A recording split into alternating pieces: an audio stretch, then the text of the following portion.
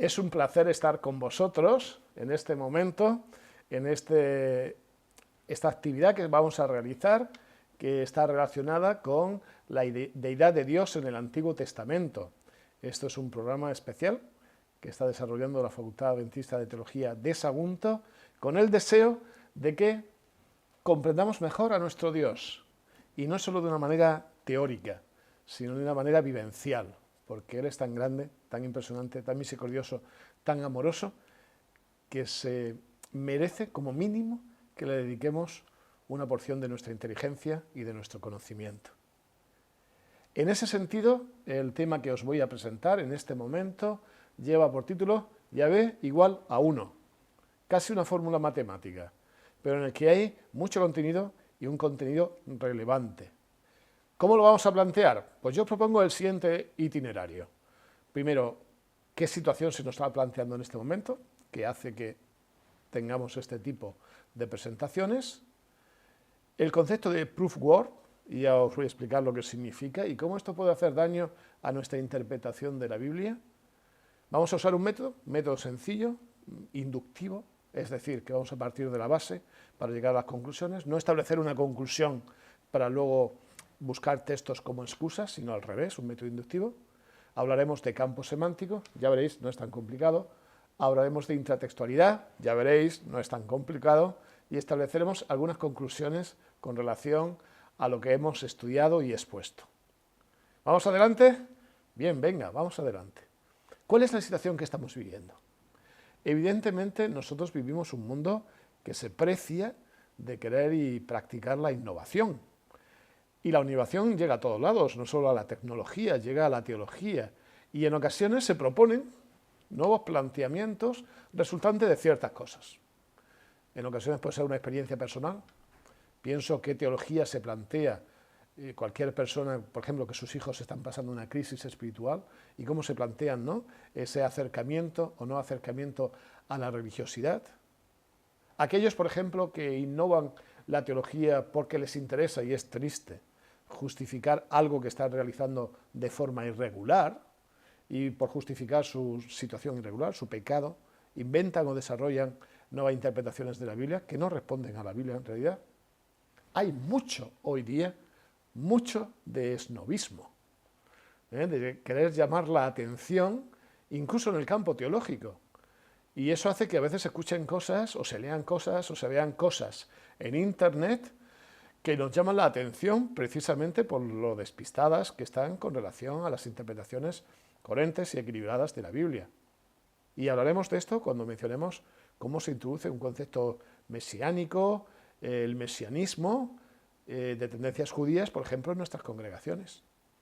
Y por último, hay las personas que innovan porque quieren comprender mejor la verdad, porque avanzan en la verdad, porque nuestra verdad, que es presente y por lo tanto sus matices son cada día más claros y clarificadores, los que buscan la verdad la encuentran en el Señor. Y yo creo que el que busca la verdad de todo corazón va a producir innovaciones, aunque sea, para empezar, en su vida, aunque no vaya mucho más lejos. La situación de la que partimos en esta exposición está relacionada con un texto de Deuteronomio. Deuteronomio es un texto, este es un texto clásico porque hace referencia a un rezo, a una actividad, un tipo de oración que se practicaba varias veces al día en el mundo judío, al menos en la época de Jesús, y que era toda una declaración teológica por parte de los judíos. Es Deuteronomio 6:4. Escucha, Israel. Adonai, Jehová, nuestro Dios, Adonai, Jehová, es uno. ¿Y por qué tocamos este texto? Porque cada vez se escuchan más voces, sobre todo en Internet, que hacen interpretaciones que no siempre son acertadas, pero que sí que son afirmaciones rotundas. Y una de ellas es que ese uno es Dios, o Yahvé es uno, hace referencia a un solo ser, a una sola persona. A esa tendencia teológica se le llama unitarismo. Y toda la pregunta que planteamos ¿es unitarista ese texto de Deuteronomio 6:4? A lo largo de la exposición os voy a presentar diferentes datos y luego veremos a qué conclusión llegamos. ¿Es solo un ser? Si es solo un ser, excluiría evidentemente a Jesús y al Espíritu Santo. solo sería Dios. ¿Es eso posible? ¿Significa eso ese texto? Vamos a trabajar con él. Antes una aclaración, porque luego voy a mencionar estas palabras. Yo sé que la mayoría lo conocéis, pero si hay alguno de estos términos que no lo tenéis tan incorporado, pues ya os lo digo, es fácil. En todas las profesiones uno tiene tendencia a emplear palabras técnicas que hace la cosa menos comprensible, pero así, si yo os explico esto, lo vais a entender mejor. Politeísmo, varios dioses. Enoteísmo, con H, enoteísmo, varios dioses en los cuales uno es superior a los demás. Uno es el principal y todos los demás son secundarios. Unitarismo, creencia que cree en un monoteísmo, o sea, un solo Dios, que a la vez es una sola persona. Binitarismo, un Dios en dos personas. Trinitarismo, un Dios en tres personas. No es difícil, pero lo voy a emplear a lo largo de mi exposición para que no estéis muy despistados. De todas maneras, las primeras veces que lo mencione, recordaré lo que significa, para que lo tengáis claro. ¿Qué es proof word? ¿Cuántas veces nos hemos sonreído cuando hemos escuchado a ciertas denominaciones religiosas que usaban textos pegados uno al lado de otro que no tenían mucha coherencia, o textos sacados de contextos, y hemos dicho, eso es un texto prueba? Eso se ha usado mucho, se ha usado con versículos, incluso a lo mejor en alguna ocasión hasta algunas de nuestras personas lo hayan podido usar. Esto está superado porque hoy día sabemos, ¿no?, que hay un contexto y los textos tienen que situarse en él. Pero las últimas décadas se ha incorporado una práctica que es muy difícil de contradecir, porque la gente no conoce algunas de las características que tiene que ver con esa práctica. Sería la práctica proof word, palabra prueba. No sé si os ha pasado, pero cuántas veces hay alguien diciendo algo y cualquier persona medio formada dice, bueno, es que el hebreo dice tal palabra, y tal palabra significa tal cosa. Es que la palabra en el original significa tal cosa. No, es que en griego en realidad no significa esto, sino otra cosa. Claro, como la gente no conoce normalmente las lenguas originales, pues ante esto, ¿qué pasa? Pues o creen o se tienen que callar. El problema es cuando uno dice que algo es algo y está sesgando el significado de un concepto. Esto pasa con Deuteronomio 6.4. Cuando alguien dice que ese uno hace referencia a un solo ser, está usando proof word. ¿Por qué? Porque uno tiene varios significados en la Biblia y está haciendo un sesgo del significado. La palabra que se usa en Deuteronomio 6.4 para uno, cuando dice, oye Israel, Adonai, Jehová, nuestro Dios, Adonai, Jehová, uno es, la palabra es Ejad.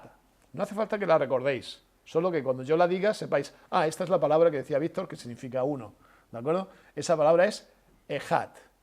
Y mucha gente usa esta palabra como palabra prueba. Vamos a ver si llevan razón o no llevan razón en esta exposición. Tengo que explicaros que una palabra no siempre tiene un solo significado en otra lengua. Por eso nosotros no hablamos de una palabra es igual a otra. Hablamos de campos semánticos. Es decir, no nos conformamos con una flor de significado, nosotros creamos un jardín, un campo entero de significados. Y voy a dar un ejemplo que es muy curioso. Pido disculpas a mis amigos catalanes por mi acento, porque el ejemplo que voy a usar va a ser en catalán, ¿vale? Si yo digo que cap es cabeza, ¿de acuerdo? Digo, esta palabra solo tiene un significado en español, cap en catalán, cabeza en castellano, voy a tener algunos problemas. Sobre todo cuando vaya a tomar un tren y vea que alguien tiene una etiqueta que dice cap de estación. No puedo traducir como cabeza de estación. Ese no sería su campo semántico. ¿Por qué? Porque cap, además de cabeza, tiene el significado de jefe. Y si yo a alguien le digo, eres un cap de suro, pido disculpas por mi pronunciación, en realidad la traducción sería muy rara decir eres una cabeza de corcho.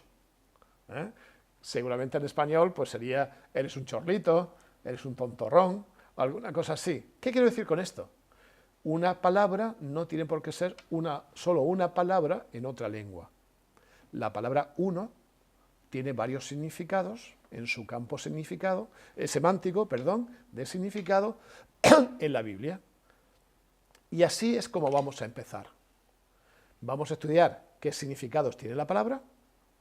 Después vamos a buscar ese significado, esa palabra, cómo se alude a ella, a ese versículo, en otros textos de la Biblia.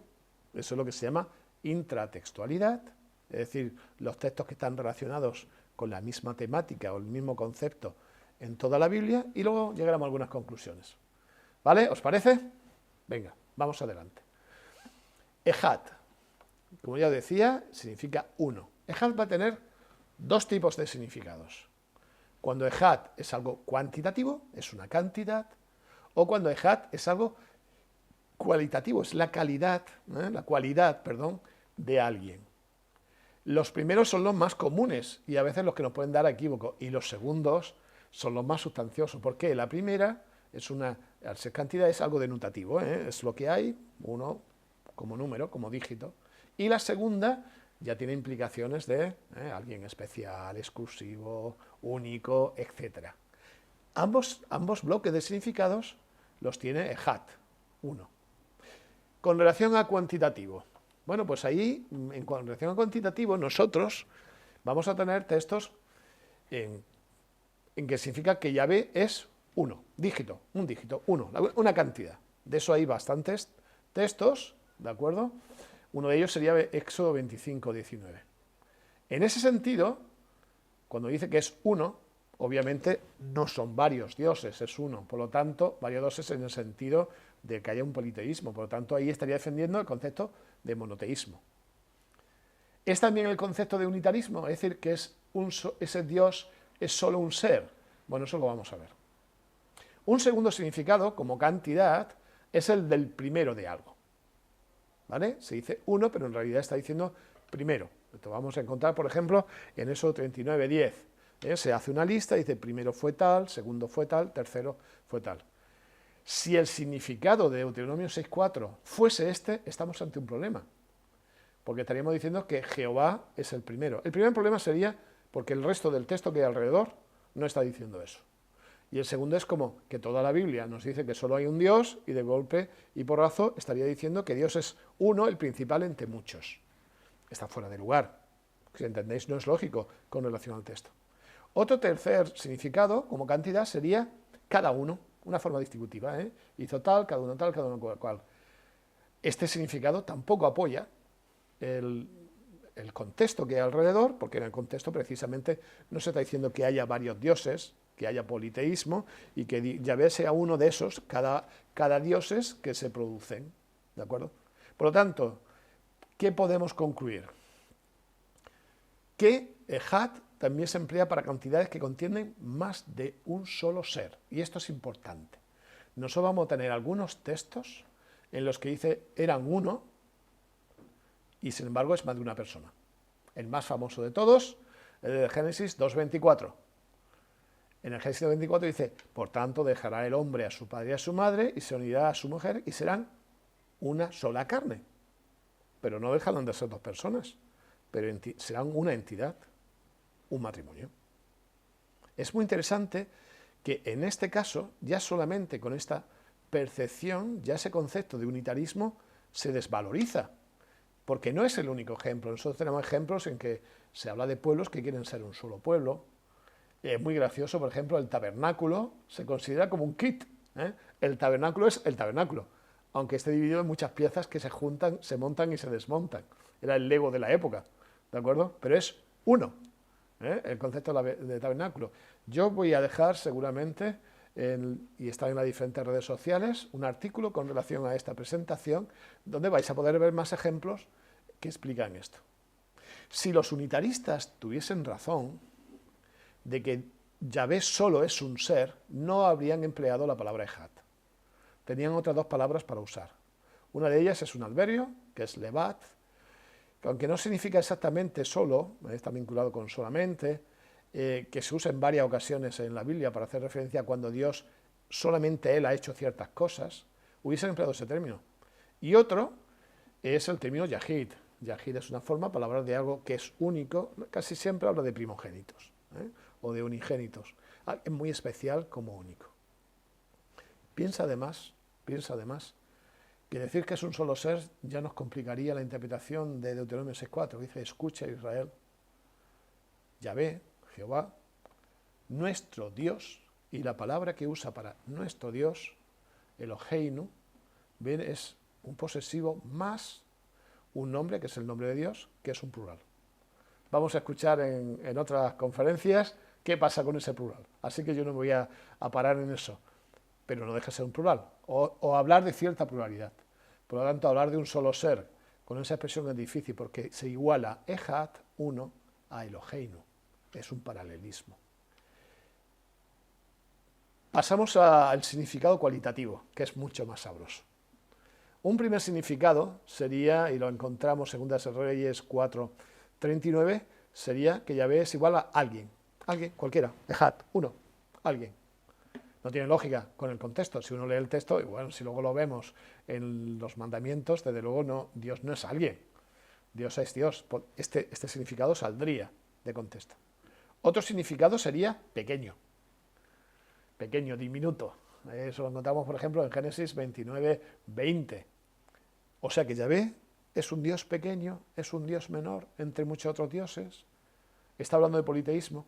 No, este significado tampoco tendría lógica con el contexto.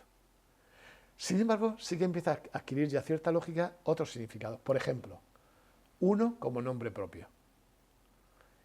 No tenemos muchos ejemplos, pero hay uno que comentaremos más adelante, que es Zacarías 14:9, que es súper interesante, porque habrá un momento en que se diga que Jehová es uno, que es el uno como nombre, en mayúscula, donde todos los demás no tienen otra opción que ver a Dios, porque es el único exclusivo que es Dios. Y ese es un texto claramente monoteísta, muy monoteísta. Si yo analizo un poco el campo semántico de lo que hemos visto, obviamente no puede ser Ejad significado del primero de otros, ni uno de muchos, ni alguien desconocido, ni siquiera un Dios menor.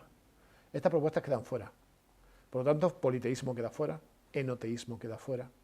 Sin embargo, cuando yo veo que es un solo ser, una entidad, el uno, un Dios exclusivo que no tiene pareja, eso estaría en consonancia con nuestro planteamiento, o un planteamiento monoteísta. Y si me apretáis, si yo comparo esa expresión con Elohim, y ya veremos qué tipo de pluralidad es, ¿de acuerdo? Detrás de ese concepto, si hay una pluralidad, como mínimo, tendríamos conceptos binitaristas o trinitaristas. Seguimos dejando que hable la Biblia. Vamos a pasar a intratextualidad. Intratextualidad es la relación que unos textos de la Biblia tienen con otros. Hay textos anteriores al que estamos trabajando y textos posteriores. Normalmente hay 3 niveles de relación. Cuando se cita expresamente, se llama precisamente cita. Cuando se alude, es decir, se emplea 2 o 3 o 4 palabras de la cita, pero no toda la cita, a eso se le llama alusión. Y cuando no suena la cosa, eso se llama eco, ¿vale? Es fácil. Cita, casi idéntico al texto, alusión, unas cuantas palabras, pero no es el texto, y eco cuando nos suena el tema. Mirad, Deuteronomio 6.4 tiene algunos textos que le son antecedentes, o sea, están antes del texto, de los cuales Deuteronomio 6.4 es alusión de todos ellos. Y esos textos marcan una teología. Por ejemplo, Éxodo 15:11. Acaban de cruzar el Mar Rojo, están todos entusiasmados, se ponen a cantar, y en ese cántico hay una exaltación a Dios como un Dios incomparable.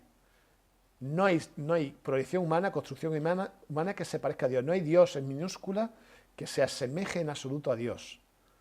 Dios es único y solo Él existe, no hay otros dioses. Ese es un antecedente del Deuteronomio 6.4, que nos habla de monoteísmo, evidentemente. Tenemos las 2 formulaciones de los mandamientos en Éxodo 20 y en Deuteronomio 5, aunque hay un texto previo a ese Deuteronomio, que nos hablan en la misma línea, de un Dios único y solo. Los 10 mandamientos destacan esa unicidad de Dios y cómo Dios no se comparte con inventos humanos. Lo mismo nos sucede en Deuteronomio 5:6. Dios es único y no es compatible con nadie. Y es llamativo, y fijaos qué cadena tan interesante, Deuteronomio 4, Deuteronomio 5 y Deuteronomio 6, que en Deuteronomio 4, versículos 35 y 39, se vuelve a plantear que no hay nadie como Dios. Y ese no hay nadie como Dios no es que haya diosecillos, es que hay o criaturas o Dios. Ya está. No hay seres intermedios, no hay multitud de dioses, solo hay un Dios. Por lo tanto, las declaraciones anteriores al texto que estamos viendo, de Deuteronomio 6:4, son claramente monoteístas. Por lo tanto, no existiría ningún tipo de explicación de otro corte, aunque ya veíamos que no daba el texto para esto. En el Antiguo Testamento, después de Deuteronomio 6:4, nosotros tenemos algunos textos que son o ecos o alusiones al texto de Deuteronomio 6:4. Hay un eco muy bonito, que es el de Josué 22:5, cuando está reuniéndose con toda la población y hace una declaración y dice, bueno, vosotros lo que queráis, pero a ver, los míos, vamos a amar a Dios. Deuteronomio 6:4 no tiene lógica sin Deuteronomio 6:5, y Deuteronomio 6:5 es la aclaración de la teoría. Si la teoría es cómo es Dios, cómo hay que adorarle, amarás al Señor tu Dios, es la clave para entender el sentido último del monoteísmo. Nosotros amamos a Dios porque Él nos ama. Más textos. Pues hay algunos textos interesantes. Por ejemplo, en Deuteronomio 6:4, ¿de acuerdo? Aclarando Deuteronomio 6:4, encontramos un paralelismo en un himno doble, aparece con dos formulaciones en la Biblia, 2 de Samuel 22:32 y Salmo 18:31, en el que se indica que Dios no solo es único, sino, y aquí lo interesante, además es Salvador y roca. Roca nos suena raro, pero la gente que tradujo al griego por primera vez la Biblia sabía que esa roca era Dios. Y tanto es así que cada vez que dice roca, en el texto masorético, en la Biblia en hebreo, la traducción de Septuaginta, la mayoría de las veces dice Señor, haciendo referencia a Dios. Qué interesante el concepto de que ese Dios único es único, y aquí hablamos de cualidad, porque nos salva y en Él encontramos, van a decir, la roca de la salvación, ¿no? En Él encontramos la estabilidad, el asiento de verdad. Pero claro, este texto de Samuel y de Salmos no se queda ahí, es un texto puente. A ese texto puente le tenemos que sumar Mateo 16:18, 1 Corintios 10:4, en el que la roca, el único, el Salvador, se llama Cristo. Qué interesante, ¿eh? Ejad, el único, el solo, cuando es interpretado en el concepto de roca en el Nuevo Testamento por Jesús y por Pablo, hace referencia al Cristo. Por lo tanto, desde esa perspectiva, Deuteronomio 6:4 estaría más cerca de un concepto binitarista o trinitarista que unitarista. Ezequías, en Isaías 37:14 al 20, hace una declaración en la que dice que Dios no solo es único, sino que es trascendente e inmanente. ¿Qué quiere decir eso? Que es el Dios soberano del universo y es el Dios cercano. Qué bonita la idea. ¿Por qué? Porque en ese sentido, como Dios antes de venir a la tierra y con posterioridad a subir al cielo, Cristo, ¿de acuerdo?, es el Dios trascendente y la tierra es inmanente, está con nosotros. Pero bueno, diríamos que es un texto monoteísta. No va a pasar lo mismo con Isaías 44, del 6 al 8, en el que dice el texto que Dios es el primero y el último. Es una manera de decir el eterno, ¿no? Es un merismo, en el que se toma un extremo y el otro, dos partes, para decir el todo. En este caso, el primero y el último, si Dios es único, y dice Isaías que es el primero y el último, enseguida la mentalidad, el pensamiento se nos va a Apocalipsis 1:17, 2:8, 22:13, en el que Apocalipsis nos está diciendo quién es el primero y el último. Y el primero y el último, además del único, en Apocalipsis es Cristo. Qué interesante, ¿no? Porque ahí iríamos hacia contextos que no pueden ser unitaristas. están hablando de Cristo, de Jesús. Hay otros textos, se dice que Dios, en el caso de Isaías 45, Isaías tiene varios textos muy interesantes, 45, que Dios es único y está sobre la naturaleza, que es justo, que es redentor. Hay textos que son rotundos, cuando dice que no hay nadie, absolutamente nadie, se emplean términos en hebreo que son súper radicales y extremos, como en Isaías 46:9, no hay nadie, absolutamente nadie, como Dios. Pero hay dos textos que son muy llamativos del Antiguo Testamento que no podemos dejar de mencionar. Zacarías 14:9. Zacarías 14:9 está hablando de que habrá un solo Dios y que será el uno. ¿Recordáis que lo mencionamos hace un momento? Ese uno, ese Rey soberano universal, ese único Dios va a tener un reflejo en Daniel y en Apocalipsis y en Hechos cuando se habla de Jesús, el Hijo del Hombre, el Cristo, el Mesías, que todos sean salvos en un solo nombre. Y mencionaba ese un solo nombre Zacarías, y es muy interesante que en Hechos se repita esto, todos en un solo nombre son salvos. Ese uno, desde luego, visto de la perspectiva del Nuevo Testamento, al que hace referencia Zacarías 14:9, evidentemente es un texto binitarista y trinitarista, porque incluye en la deidad a Cristo. A fin de cuentas, como va a decir Malaquías 2:10, tenemos un mismo Padre y un mismo Dios.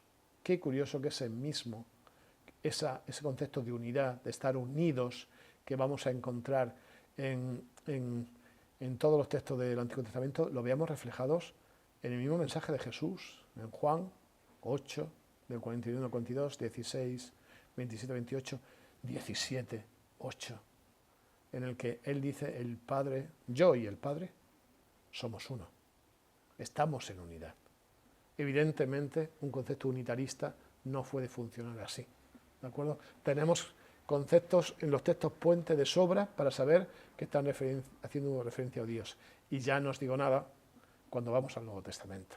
Nosotros tenemos dos citas y varias alusiones a Deuteronomio 6:4. El gran mandamiento, que aparece en Marcos 12, 29 al 32, y en Mateo 22 al 37, que habla de que esa unicidad de Dios, ese Dios único, está vinculado al amor. Y esto es quizá lo más importante que voy a deciros hoy, que es la unidad, el pegamento de esa unidad es el amor. Hablar de la vida eterna y cómo el amor guía hacia la vida eterna y Jesús guía hacia la vida eterna, Lucas 10, 25 al 28. Cuando se habla de esa unidad en Juan 10, 30 y 38, esa unidad íntima de Jesús con el Padre, evidentemente es un texto binitarista y trinitarista. Cuando habla del único Dios verdadero, Jesús es uno con el Padre, en Juan 17. Juan 17 es un texto muy bueno para entender Deuteronomio 6:4. Hay muchos detalles que nos permiten comprender que ese uno es una entidad, y una entidad que se une mediante el amor. Y el amor que Dios siente quiere que se sienta en sus seguidores. Romanos 3:10 habla de un Dios de todos. Y hay tres textos, y hay algunos más que vamos a comentar, pero hay tres textos que son interesantes, que son militaristas y trinitaristas. Al único y sabio Dios, de Romanos 16, 27, o de 1 de Timoteo 1, 17, o de Judas 25. Dios creador, sustentador y redentor. El único que es Dios, que es creador, sustentador y salvador, incluye a Jesús. Eso no es un texto, no puede ser un texto unitarista. Un Dios y un mediador. Un texto interesantísimo, el de Gálatas 3:20, complicadísimo de explicar, que tiene su paralelo en 1 de Timoteo 2:5, un texto que nos dice que hay un solo Dios y un solo mediador, y que curiosamente ese único mediador es el único Dios. Es la imagen de Jesús como Dios intercediendo por nosotros. Es un texto trinitarista, no podemos dar la vuelta. Cuando se ruega por la unidad en Efesios 4:6, que para mí es el texto más clave del concepto de Trinidad, ahí se habla de unidad del Espíritu, de Cristo y de Dios. Y está haciendo una alusión a Deuteronomio 6:4. Hay un último texto de Santiago 2:12 que hablaría de la buena teología de la fe muerta, que habla de que el monoteísmo es una de las doctrinas esenciales de los cristianos de aquella época. Cuando analizamos textos vinculados con Deuteronomio 6:4, tenemos claro que obviamente no habla de politeísmo ni de monoteísmo, que habla de monoteísmo en la mayoría de los textos, pero hay muchos textos, muchos, del Antiguo y del Nuevo Testamento, que nos están haciendo referencia a Cristo. Entonces, ante la propuesta, el proof word de que Deuteronomio 6.4 dice que solo puede ser un ser, nosotros podemos argumentar con certeza, con fundamentación inductiva, sin intereses personales, viendo lo que el texto significa con sus significados, que Deuteronomio 6.4 no hace referencia a un solo ser, sino a una entidad. Y además podemos también establecer varias conclusiones. Una vez que nos hemos dado cuenta que esa afirmación no es correcta, hay algunos elementos que enriquecen nuestra interpretación. Por ejemplo, que esa palabra, ejad, es polisémica, es decir, que puede tener variaciones de su significado y que puede ser significados de corte cuantitativo, numérico, pero también cualitativos, cualidades de la persona, en este caso, del ser, de la entidad, que representa. Nos damos cuenta que el texto de Deuteronomio 6.4 no tiene nada que ver con politeísmos, con enoteísmos, con asignaciones de Yahvé locales, el Yahvé de aquí, el Yahvé de aquí, porque Dios estaba en contra de esto. Dios es un Dios no de los lugares, sino de un solo lugar, sino de todos los lugares. Dios es un Dios que no tiene pareja, algo que era paredra, que era algo muy normal en la cultura cananea. Otro elemento que nos damos cuenta al analizar ese uno único: no existe ningún ser que tenga la naturaleza divina aparte de Yahvé.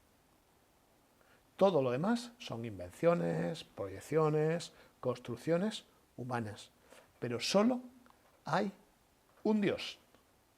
Todos los demás somos criaturas. Y eso está claro, y eso es precioso, porque nos ayuda a comprender nuestra identidad. Otro elemento que aprendemos que es que no podemos separar Deuteronomio 6.4 de Deuteronomio 6.5. ¿Por qué?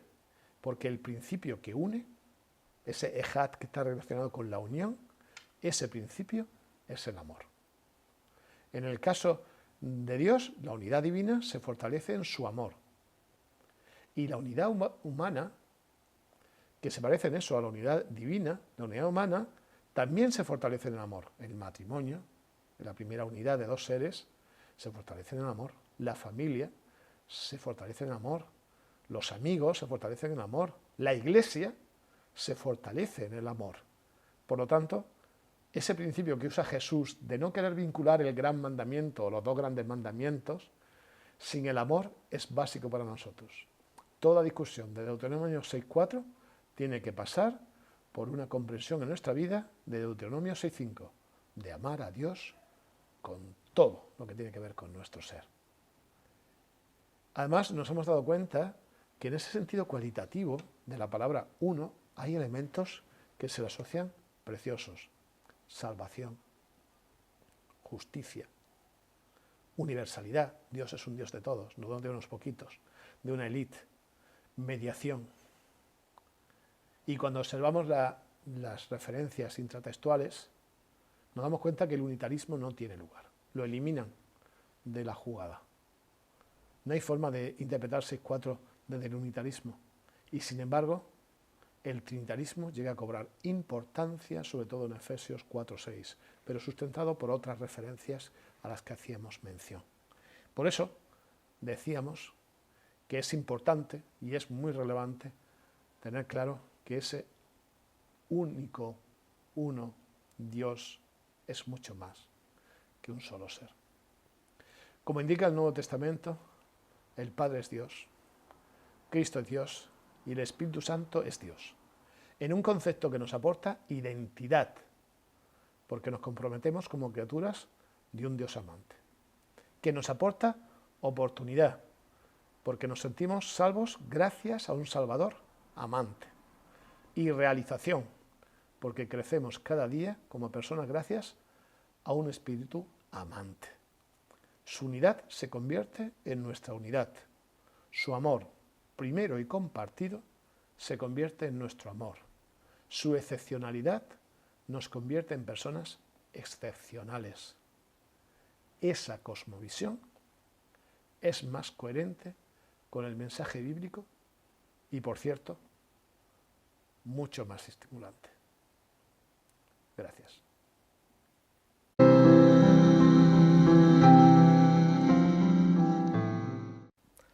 Es un gusto vernos por este medio, que es una distancia, pero creo que la palabra de Dios nos acerca.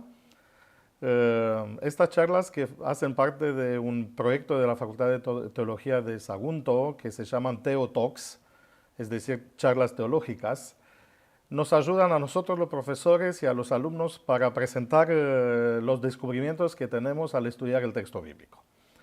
Yo soy Laurencio Enescu, profesor del área de Antiguo Testamento y Nuevo Testamento en la facultad, y voy a hablar con ustedes, vamos a estudiar un poquito acerca de la pluralidad de Dios desde la perspectiva de las paradojas del lenguaje bíblico.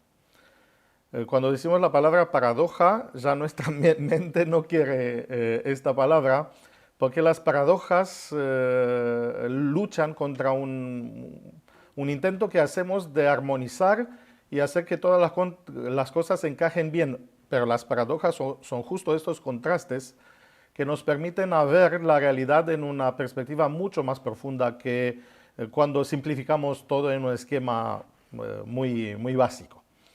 Voy a empezar con una declaración de Samuel Johnson, que la escribió en una prefaza a un diccionario de lengua inglesa, y dijo así que las palabras son las hijas de la tierra, pero los pensamientos son los hijos del cielo. Y con esto ya podemos entrar en algo que es muy complicado cuando hablamos del lenguaje de la Biblia y de sus paradojas, es decir, que las palabras son siempre terrenales. Que esta comunicación que se podía hacer y que lo hacemos muchas veces por muchos recursos, cuando tenemos, por ejemplo, la comunicación por medio del lenguaje corporal o cuando comunicamos por medio de lenguaje, por medio de imágenes, se hace más complicada cuando hablamos de la comunicación oral o escrita. Tenemos que convertir conceptos, ideas, imágenes, convertirlas en palabras, codificarlas en las palabras. Y acá nos ayuda mucho para entender qué difícil tarea es esta, una cita de Ellen White de los mensajes selectos en el volumen 1, en la página 20, que dice: la Biblia no es dada en un grandioso lenguaje sobrehumano. Jesús tomó la humanidad a fin de llegar hasta donde está el hombre. La Biblia debió ser dada en lenguaje de los hombres. Todo lo que es humano es imperfecto. Diferentes significados se expresan con la misma palabra. No hay una palabra para cada idea distinta. La Biblia fue dada con un propósito práctico. Así que acá ya tenemos el desafío. No tenemos palabras exactas para las ideas que queremos expresar. Imagínense que tenemos un mundo que no es al alcance de la vista, no es al alcance del oído, y tampoco, como decía Pablo, ni a la mente humana no ha subido lo que son las cosas celestiales. Así que tenemos un lenguaje imperfecto que trata de describir cosas más allá de las palabras, donde no tenemos suficientes palabras para expresar esto, y donde también tenemos la misma palabra que puede expresar diferentes cosas. Así que un lío total, podríamos decir, pero esto no hace imposible esta tarea de entender un poquito cómo y qué nos dice la Biblia acerca de la divinidad. Bueno, que las palabras son difíciles, esto lo sabemos y lo aprendemos desde chiquititos, pero también de grandes podemos crear disputas con respecto a esto. Acá tienen una imagen que fue puesta en una exposición en Nueva York en 1929 por René Magritte, que puso esta foto y dijo: esta no es una pipa. Y la gente empezó a decir: sí, es una pipa, porque miraban la imagen y la verdad que era una imagen de una pipa, pero no era una pipa. Ahora imagínense, si la imagen genera tantas controversias, ¿cuántas controversias pueden generar las palabras? Porque las palabras son etiquetas para describir la realidad, y la realidad no es simple. Son las palabras unos vehículos de información, pero estos vehículos transportan no todo lo que queremos y algunas veces más de lo que queremos. Vamos a ver unos ejemplos. hay una dimensión informativo-descriptiva o informativo-descriptiva en las palabras, que una palabra describe unas cosas, ¿sí? Pero también hay una dimensión emocional, que también puede dar matices nuevos o más profundos, y una dimensión pragmática que es muy importante cuando alguien dice una cosa y cómo lo dice y quién lo dice. Le voy a dar unos ejemplos. Estos días estaba nuestro decano por acá y hablábamos y se acercó su esposa, hablaron un poquito y él le dijo, chao gordi, ¿sí? Y ella es flaca. Si uno tomaría la palabra en el sentido literal, llegaría a una contradicción, porque yo miré, no era nadie gorda por allá para decirle gordi, pero entendí que era una forma de dar cariño por usar una palabra que uno lo puede percibir en otro contexto, dicho por otro, capaz que hubiera sido una ofensa, pero dicha por él, esta palabra ya era una palabra de cariño. En Argentina tenía también un amigo que le decía a su esposa pioja, ¿sí? Ella le decía flaco, pero él era gordo. Y la abuela de una amiga, que ahora está en Brasil, le decía cucarachita cuando era chiquitita. Imagínense, no hay algo más asqueroso que una cucaracha. Y ponerle a un bebé un nombre de un insecto, pero lo hacemos, no usamos palabras que nos dan informaciones, pero nos dan también una dimensión emocional y también se pueden entender solo en una relación, no las podemos desvincular de la relación. Por esto es importante aplicar este método y esto lo vamos a hacer cuando tratamos de entender lo que quiere decir la Biblia cuando usa palabras para describir a Dios. Ni le digo cuando decimos este hombre es un perro, ¿qué queremos decir? Depende qué imagen tenemos de perro, algo bueno, algo malo, algo... no sé, o cuando decimos de alguien es tan dulce, creo que nadie lo piensa desde una perspectiva caníbala o del canibalismo, pensando que cuando digo de alguien que es dulce lo había probado con la boca. No, dulce se puede usar también en un sentido más allá del literal y generalmente lo usamos en ese sentido. Bueno, dicho esto, vamos a ver cómo funcionan las palabras y qué característica tenemos que entender para entender qué está detrás de las palabras. Hay los que las gramáticas llaman los accidentes de forma del sustantivo. Uno es el género, ¿sí? El género. Quiero decir que no confundir género con género sexual, con sexo, ¿sí? Porque algunas veces podemos hacer esta correspondencia que está falsa, porque el género gramatical de las palabras es una convención social. En español, si yo le pongo elegir, ¿es correcto la leche o el leche? Seguramente ustedes van a elegir la leche, aunque si voy a preguntar a uno de habla portuguesa o un francés o hasta un rumano, ¿no? Nos parece más masculino, por esto está leite, leche, ¿sí? En portugués o lo lee en francés, no es femenina la leche, ¿sí? La mar y el mar, mi amigo Víctor Armenteros me había dicho que son las dos formas posibles. Una es la común y una es más antigua, más arcaica y más poética. Fíjense cómo el mar cambió de género al cambiar de género de historia, ¿no? Así que, y si le digo que elijan entre la orden y el orden, ustedes me van a decir, pero las dos son posibles. Las dos son posibles, no se excluyen una a otra. Aunque yo como romano tengo un problema con estas dos palabras. Porque para mí la orden es el orden y el orden es la orden.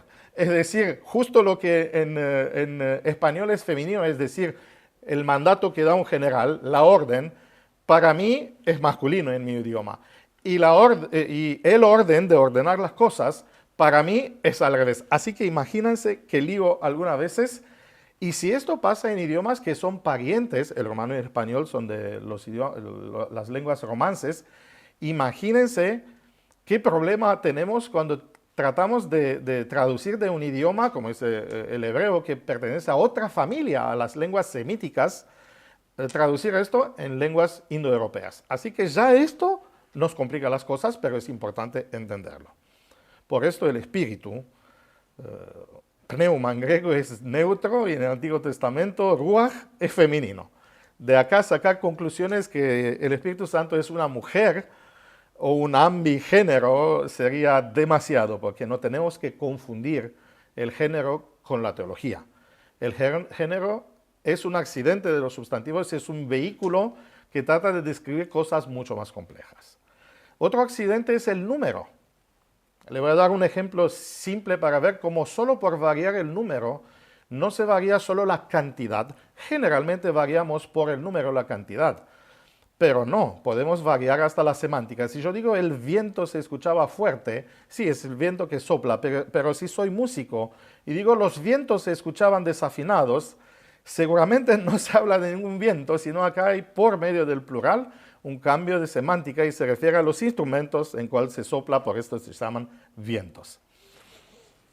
Un otro ejemplo, o un otro accidente importante es la relación de proximidad o la relación que se establece entre diferentes sustantivos. En hebreo tenemos algo que se llama el estado constructo.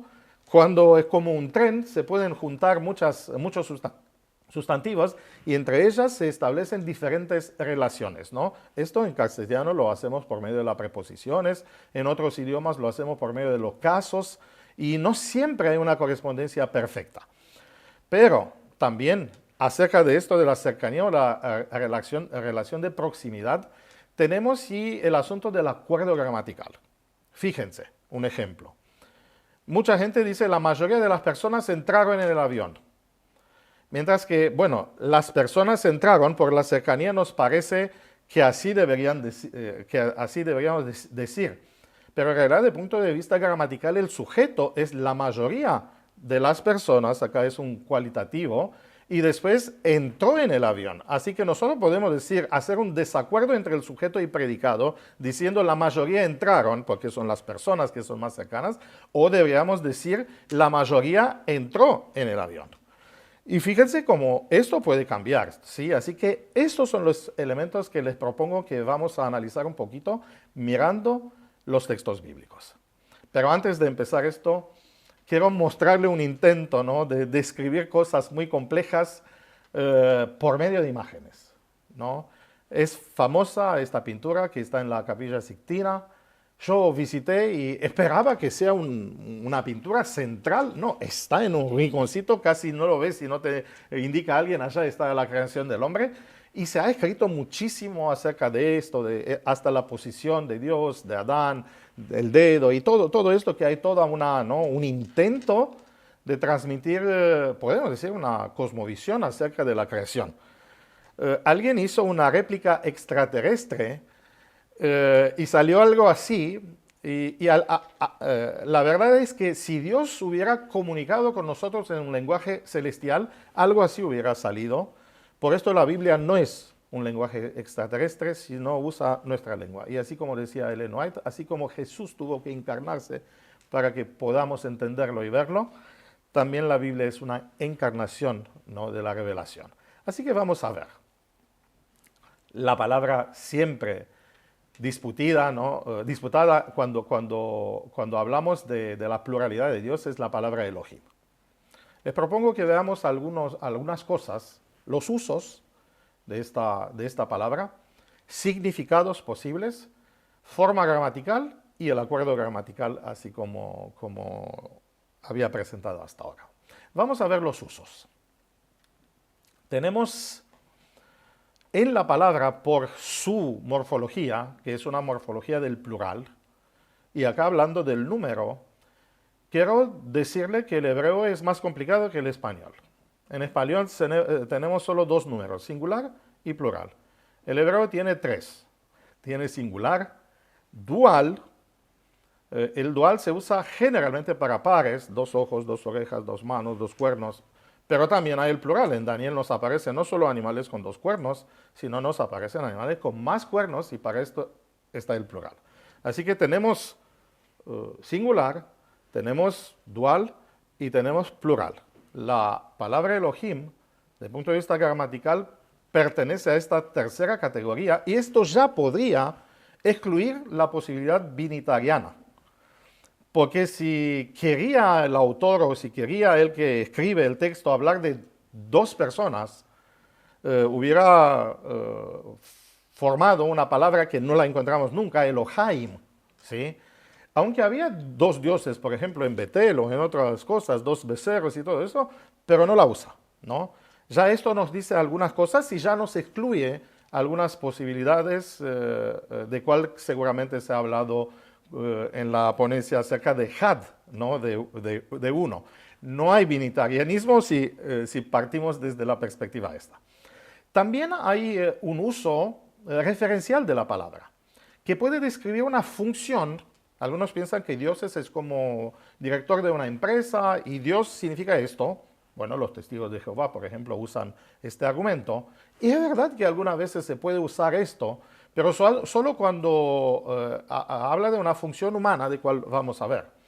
Puede describir la naturaleza de algo, como hemos dicho, las palabras son etiquetas acerca de la realidad y cuando hablamos de seres, tenemos ángeles, tenemos demonios, tenemos humanos, tenemos en el libro de Daniel vigilantes, que serán estos, no sabemos, también aparece como una clase diferente de seres santos, ¿sí? Y hay también Elohim, Elohim que describe una clase de seres, describe la naturaleza de esto. O también puede ser un uso referencial, Elohim entendido como un nombre, ¿sí? Un nombre propio. Y también hay una posibilidad que la proponen algunos para defender una postura monoteísta y unitarianista, cuando se piensa que es un uso reverencial, es decir, se expresa el respeto hacia una persona por plural.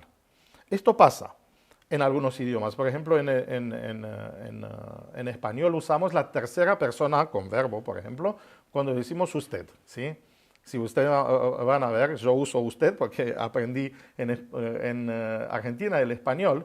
Acá decimos vosotros y vosotros o tú, y es más de cercanía, ¿no? Si queremos ser más respetuosos, usamos ustedes con el verbo en la tercera persona. En romano se hace como en el francés, se usa el segundo plural, por esto algunas veces puedes detectar un romano hablando español acá en España, porque te va a decir vosotros, no sabes que se dice usted, lo dice vosotros porque en romano si quieres tratar a alguien, le dices como son dos personas, ¿no? O más personas, y esto sería más cerca del uso referencial que lo tenemos propuesto como una posibilidad de Elohim. Pero hay algo interesante que en el Oriente cercano casi no existe, es raro, con tantas divinidades, con tantos reyes, casi no existe el uso reverencial, así como existe en otras culturas más feudales, ¿no? En Inglaterra, por ejemplo, cuando el rey habla, dice we the king, nosotros el rey, o tiene doble personalidad o múltiple personalidad, o es una forma de mostrar su posición alta. Y acá viene la pregunta y acá viene el desafío, ver si de estos múltiples usos el texto bíblico cómo hace o qué hace con todos estos usos. Bueno, vamos a verlo. Los significados, como decía antes, son múltiples. El primero es que Elohim se refiere a Dios de Israel, ¿sí? Puede ser como un nombre propio o describiendo su naturaleza única, que no se comparte y no se compara con otros seres. Sí, hay en Isaías y en otros lugares textos que nos hablan de esta unicidad de Dios, también Deuteronomio 6, ¿no? Que es el único en el sentido que no hay otros de tal naturaleza. Después tenemos el sentido común, nosotros lo hubiéramos indicado en nuestro idioma con mayúscula y minúscula, ¿sí? Dioses con minúscula, ídolos, Éxodo 20, 23 y otras cosas. También se puede aplicar a personas. Cuando Abraham quiere comprar, ¿se acuerdan? La cueva de Macpela para su esposa, dicen los otros, tú eres como un Dios, como un poderoso entre nosotros. Y fíjense que de repente ya casi no tiene un matiz de sustantivo, sino más de adjetivo. ¿Sí? Grande también, cuando dice Raquel, hablando de esto, que hemos peleado luchas de dioses, ¿sí? Luchas grandes, ¿no? La pitonista que se encuentra con Saúl y los trata de llamar a Samuel, dice, veo saliendo de la tierra dioses, es decir, fantasmas, porque ella se fue para buscar o para llamar a un espíritu. Y también puedes describir seres celestiales, como dice el salmista, que al hombre lo hiciste menos, y es muy interesante que Septuaginta y otras traducciones lo traducen como menos que los ángeles. Pero acá dice menos que los Elohim. ¿Sí? Así que fíjense que tiene muchos significados. Ahora, acerca de la forma de esta palabra, la palabra tiene un singular que se usa pocas veces en la Biblia, pero se usa y es muy interesante que se usa al mismo Dios, la palabra Eloah. ¿Sí? Y tenemos la forma más usada, que es la palabra Elohim, que es una forma de plural, como le decía, no un dual, así que implica mucho más que esto. Y fíjense cómo se puede ver esta alternancia o este paralelismo en este texto de Deuteronomio 32:17. Dice, sacrificaron a los demonios, Shedim está en original, en plural, y no a Dios, y es muy interesante que acá usan Eloah, ¿sí? A Dios.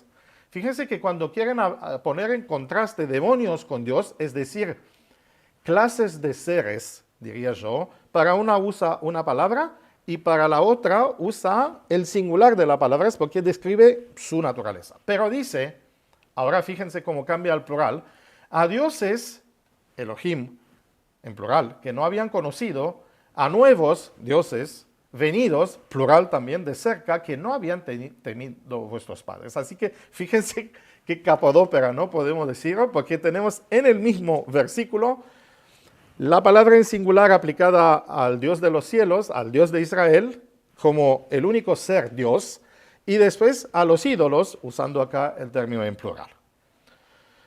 Pero no es solo esto. Y ahora vienen las cosas interesantes, desafiantes y lindas. Hablamos un poquito de acuerdo.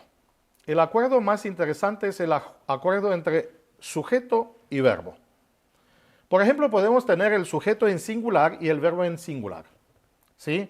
Ningún dios, Eloah, singular en original, de ninguna nación o reino pudo, el verbo en tercera masculino singular, pudo librar a su pueblo de mi mano, decía Sennacherib. ¿Sí? Así que Dios, Eloah, con un verbo en singular.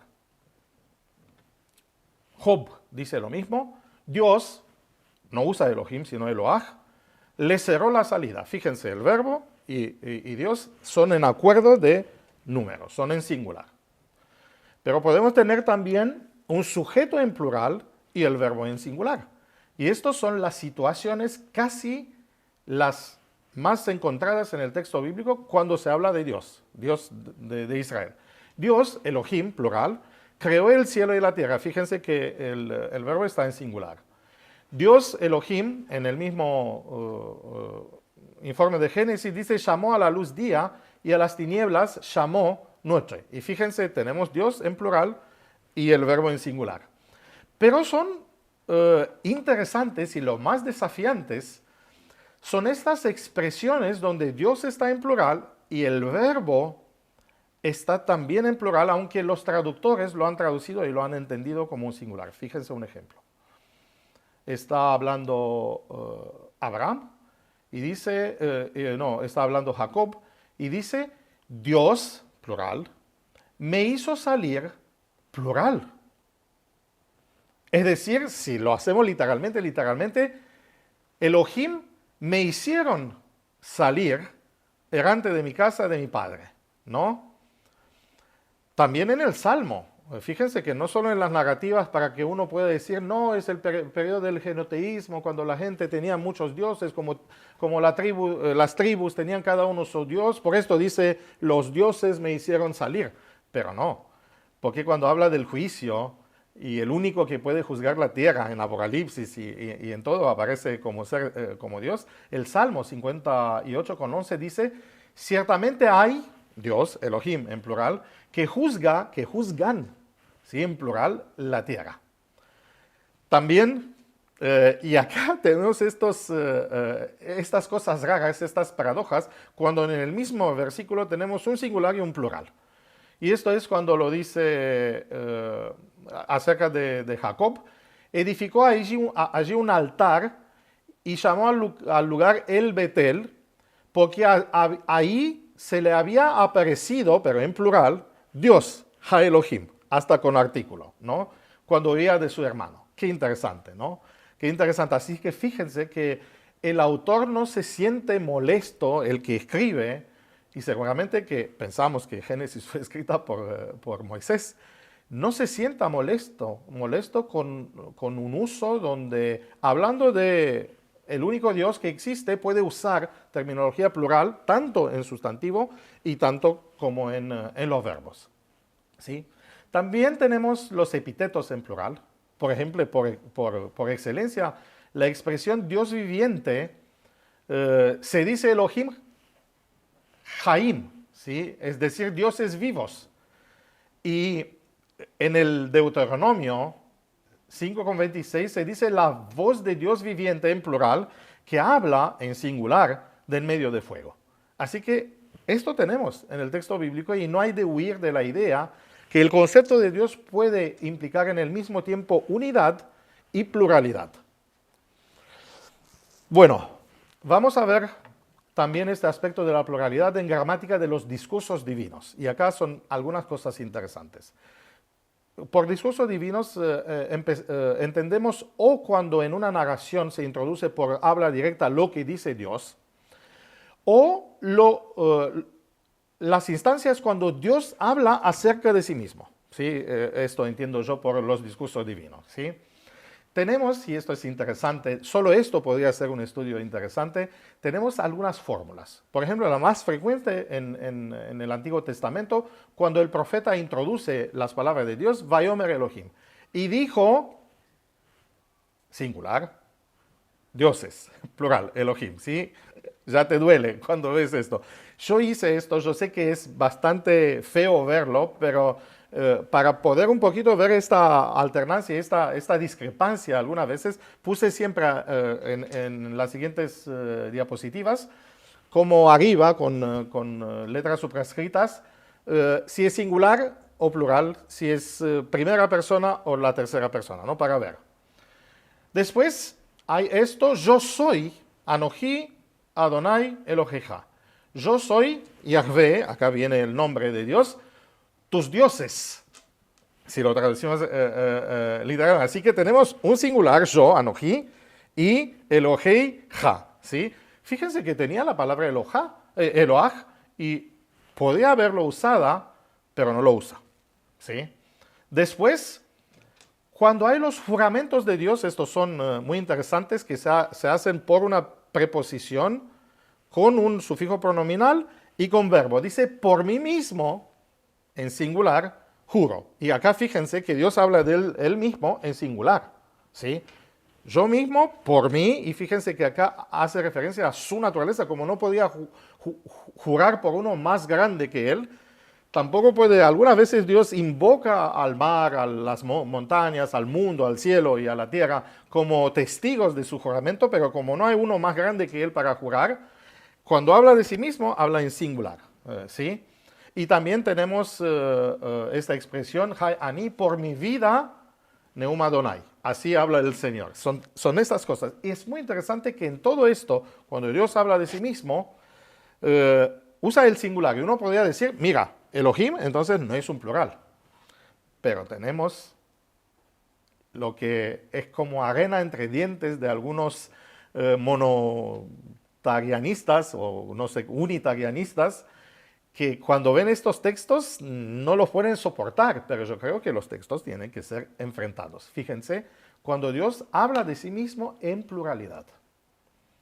Entonces dijo Dios, y dijo es en tercera masculino singular, hagamos, primera plural, al hombre a nuestra, plural, imagen, conforme a nuestra, plural, semejanza, y creó, singular, Elohim, plural, al hombre a su, singular, imagen, a imagen de Dios, al hombre, singular, creó, singular, y ahora una pluralidad, varón y hembra. Es para volverse loco.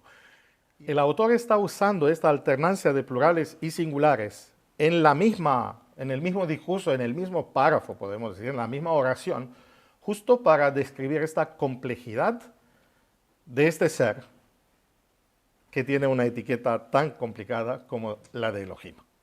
No es la única instancia, porque uno podría decir, no, esto capaz que es una corrupción textual o que refleja un periodo politeísta de la fe de Israel. No es así, porque lo tenemos también en otras instancias, ¿no? En otros lugares. Lo tenemos, por ejemplo, también en Génesis 11, cuando se habla de la Torre de Babel, y Dios dice, ahora pues, descendamos, plural, y confundamos ahí su lengua, para que ninguno entienda el habla de su compañero, así los esparció, singular, Jehová, ¿sí? Desde ahí sobre la faz de la tierra. De nuevo tenemos esta, ¿no? Dios hablando de sí mismo, está hablando en plural, y vamos a ver ahora qué opciones tenemos para esto, y cuando el narrador completa la información, te lo dice en singular.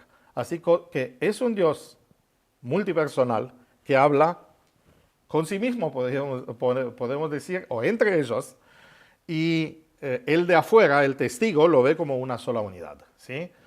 Y el clásico texto, que está también en Isaías 6:8, después oí la voz del Señor que decía, ¿a quién enviaré? Pero está en plural, en hebreo, ¿y quién irá por nosotros? No podría haber dicho por mí, si era uno solo, si era la idea de unitarianismo. Entonces, y acá es la respuesta de Isaías, heme aquí, y dice, envíame tú, no vosotros, ¿sí? Por esto, yo no creo que es el uso del plural de la majestad, pluralis majestatis, como sugieren algunos, porque es muy interesante que los autores bíblicos, cuando hablan a Dios, le dicen tú. Si tendrían que decirle siempre como usted, debería tener y aparecer siempre, porque esto que uno cambia, cuando se le adresa a Dios con respeto, cuando no, sería una falta total de respeto. Pero fíjense que los autores bíblicos usan el plural hablando de Dios, pero también usa la adresación directa de tú en singular, lo que nos dice que es una sola entidad y más de una persona. ¿Qué opciones tenemos para esta segunda variante en cual tenemos Dios hablando de sí mismo en plural? Algunos, y acá los rabíes fueron los primeros que trataron de saltarse un poquito este desafío del texto diciendo que Dios usa un lenguaje didáctico, por ejemplo, hablando con los ángeles, como hace un profesor con los alumnos cuando le dice, hagamos este ejercicio. ¿No? En realidad no lo hacen los alumnos, sino lo hace Dios. Pero acá hay un problema, que dice que hagamos según nuestra imagen, nuestra semejanza. Si habla con los ángeles, deberíamos tener apariencia o por lo menos semejanza a los ángeles, pero el Salmo 8:5 nos dice que no fue creado a la imagen de los ángeles, porque dice que menos, ¿no? Que los ángeles. ¿Sí? Así que no puede decir esto. Otros han propuesto, y le digo que todas las propuestas, esta me parece la más estúpida, perdón para usar esta palabra dura, pero es así, que Dios habla con sí mismo. Y acá es un problema. Si la otra tiene sentido, que puede ser un lenguaje didáctico hablando con otros como ejemplificación de algo que va a ser, ¿cómo y dónde tenemos monólogos en plural? Generalmente cuando yo hablo con mí mismo, digo, ¿qué hago? ¿Dónde me voy? Hablamos en singular. Y esto lo tenemos confirmado en el texto. No es que en hebreo se hace de otra forma, no, lo tenemos en el texto bíblico. Fíjense, dice, y aborreció Esaú a Jacob y dijo en su corazón, acá es claro una indicación de monólogo, ¿qué dice? Llegarán los días de mi padre y yo mataré a mi hermano Esaú, Jacob. Yo mataré, primera persona singular, es decir, una persona que hace un monólogo usa no el plural, no dice, lo vamos a matar a Jacob. En Salmos, dice en su corazón, no seré movido jamás del necio, dice, nunca me alcanzará. Fíjense nunca me alcanzará la necesidad o el infortunio, ¿no? Está hablando en su corazón, de nuevo un monólogo, y está usando el singular. Y entonces, ¿qué nos queda? ¿Qué nos queda? Que no es un monólogo de Dios con sí mismo en plural, sino nos queda la otra opción, que a algunos los molesta, pero hay que reconocerla en el texto bíblico, que es la pluralidad de la divinidad. Dios habla entre sí mismos con los otros miembros de la divinidad. Ellos dijeron en su corazón, destruyámoslos de una vez, han quemado toda la sinagoga de Dios en la tierra. Fíjense que hasta cuando se usa el plural, si se habla de un diálogo entre personas, tiene que ser más de una para que se pueda usar el plural. Acá lo tenemos en el Salmo 74,8. Bueno, las charlas Theotalks de nuestra facultad tiene tres dimensiones. Una trascendental, o de trascendencia, y yo creo que el texto bíblico siempre es trascendental, porque nos trae en nuestro mundo un mundo de más allá, ¿sí? Pero también nuestras charlas tienen un propósito para generar una experiencia, porque si aprendemos sin tener una experiencia es algo terrible, ¿no?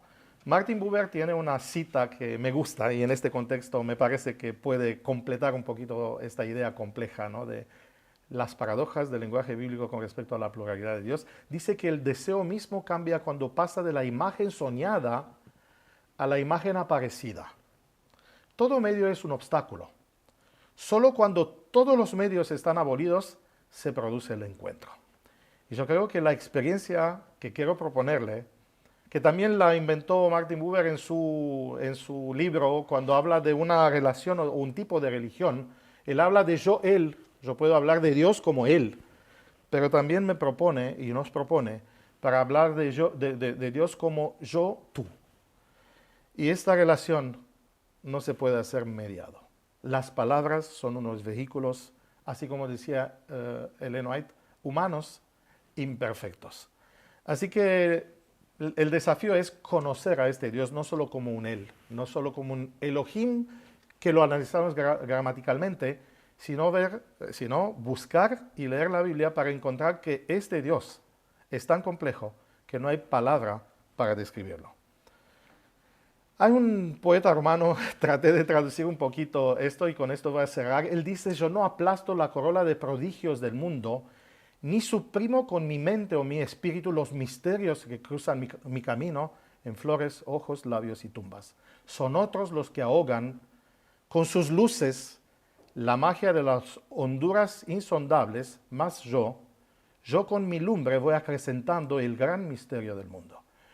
Esto me he propuesto no solucionar el problema de la pluralidad de Dios, sino mostrarle que es tan lindo y cuanto más estudiamos, más preguntas tenemos. Theotalks también ofrecen una oportunidad.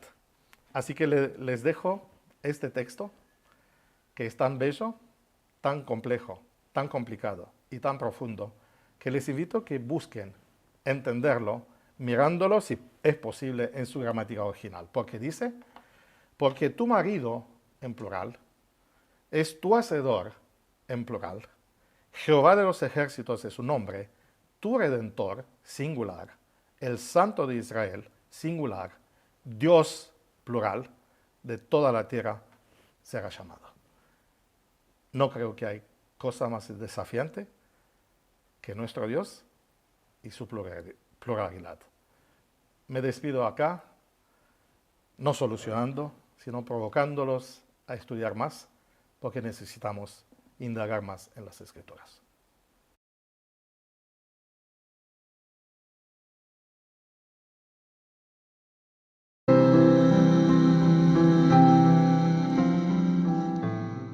Es para mí un privilegio el participar en este ciclo de charlas sobre la deidad en el Antiguo Testamento. Vamos a ver seguidamente un tema que tiene como título El Hijo de Dios identificado en el Antiguo Testamento.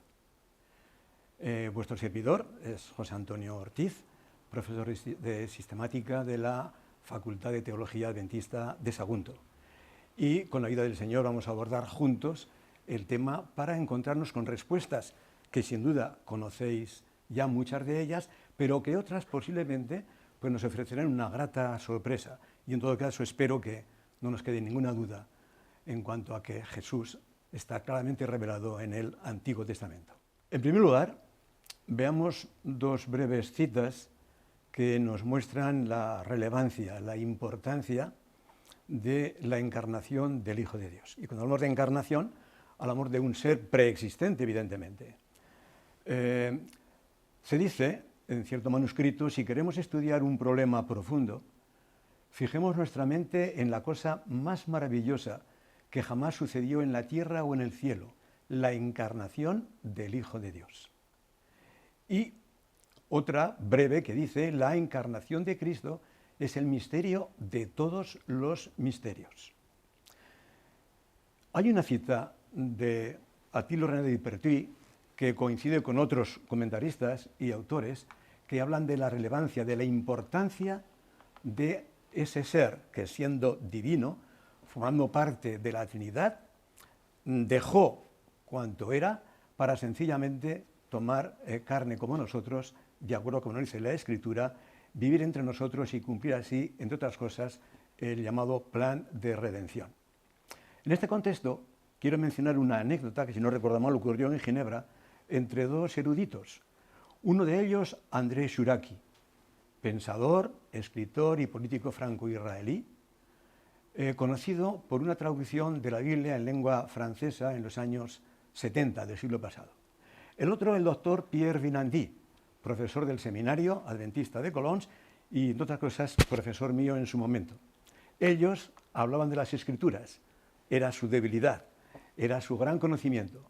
Y salió el tema de la figura de Jesús en el Antiguo Testamento. Andrés Shuraki dijo, no hay un texto en el Antiguo Testamento que tenga una referencia directa al Hijo de Dios. El doctor Pierre Vinandi sacó las Escrituras y leyó un texto en Proverbios que dice, ¿quién subió a los cielos y volvió a bajar? ¿Quién ha recogido viento en sus palabras, en sus palmas? ¿Quién retuvo las aguas en su manto? ¿Quién estableció los linderos de la tierra? ¿Cuál es su nombre y el nombre de su hijo?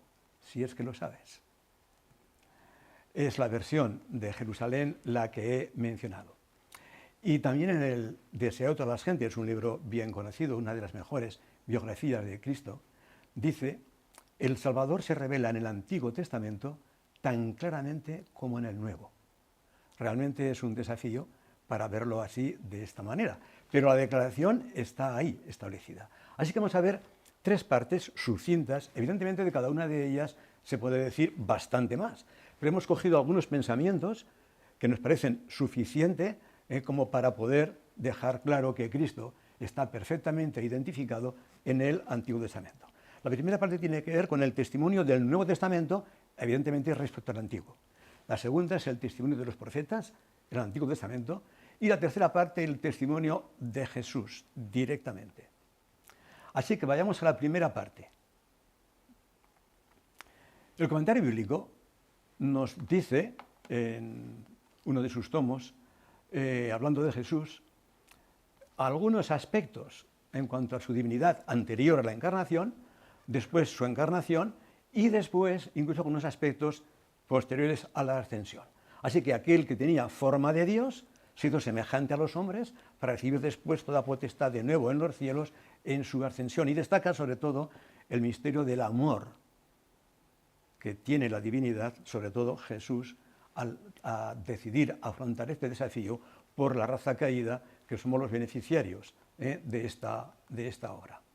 Lucas, en el primer capítulo, recoge las palabras del ángel Gabriel a María en la Anunciación, mencionando de nuevo a las tres personas de la divinidad.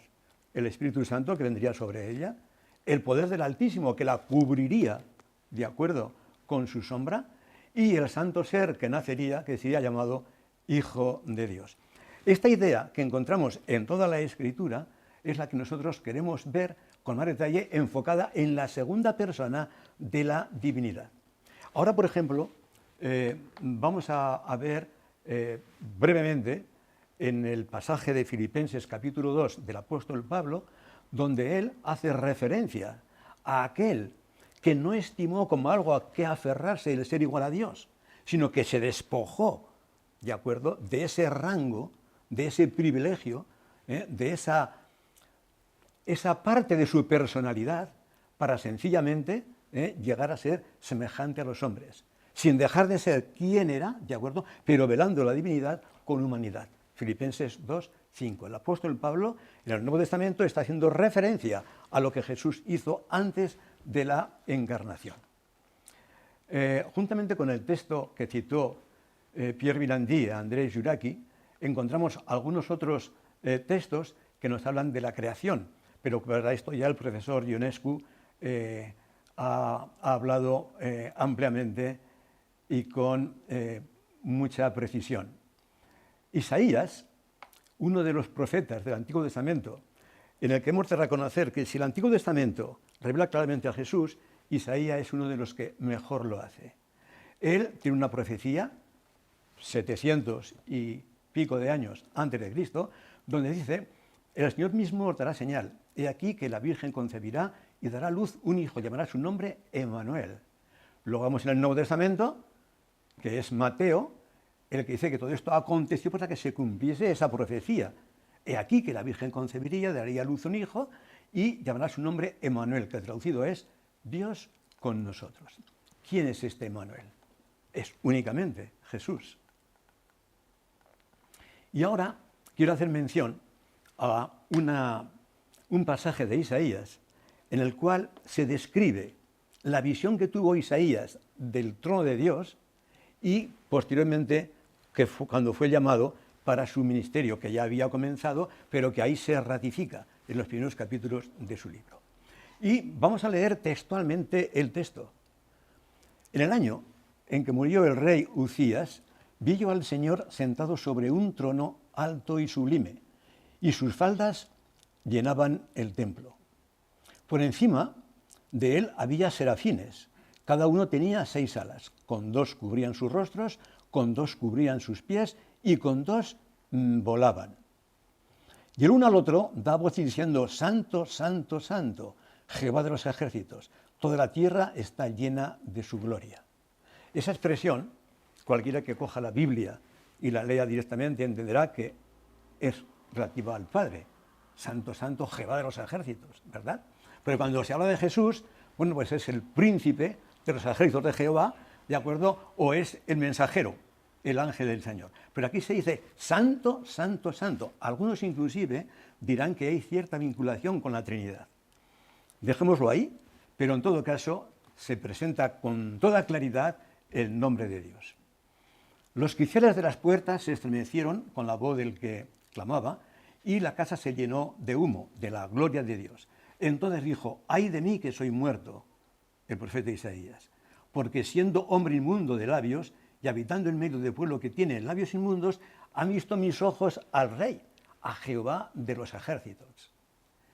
Y voló hacia mí uno de los serafines, teniendo en su mano un carbón encendido tomado del altar con unas tenazas.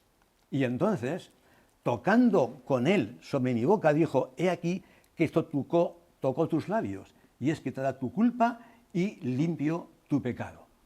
¿Qué viene después? Ahora es cuando viene el llamamiento del Señor. ¿A quién enviaré? ¿Y quién irá por nosotros? Ha sido muy claramente explicado. Entonces respondí yo: heme aquí, envíame a mí. Y dijo el Señor: anda y di a este pueblo: oíd bien, no entendáis, ved por cierto, mas no comprendáis. Es decir, tenéis que escuchar, aunque vais a hacer oídos sordos, ¿de acuerdo? Ese es el mensaje.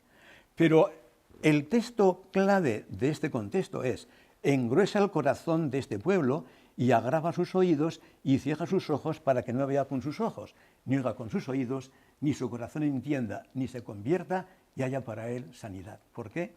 Porque cuando uno se pregunta con quién habló el profeta Isaías y lee en el Evangelio de Juan el capítulo 12, entonces se da cuenta que en ese contexto se menciona un personaje que es nuestro protagonista. Entre tanto que tenéis luz, creed en la luz, para que seáis hijos de luz.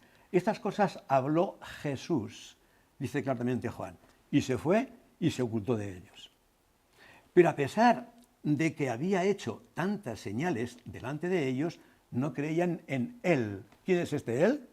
Es Jesús. Para que se cumpliese la palabra del profeta Isaías, que dijo: Señor, ¿quién ha creído en nuestro anuncio? ¿Y a quién se ha revelado el brazo del Señor? Por esto no podían creer, porque también dijo Isaías. Y ahora Juan cita Isaías 6:10. Cegó los ojos de ellos y endureció su corazón, para que no vean con los ojos y entiendan con el corazón y se conviertan y yo los sane. Y seguidamente escribe Juan: Isaías dijo esto cuando vio su gloria y habló acerca de él. Ese él no puede ser otro que Cristo Jesús. No hay otra forma de entender otro personaje. No cabe otro personaje. Es Cristo Jesús. Así que el santo, santo, santo, Jehová de los ejércitos, la Escritura dice y defiende que es Cristo. Y claro, lo que yo no puedo hacer es pretender saber o enseñar más de lo que enseña la Escritura.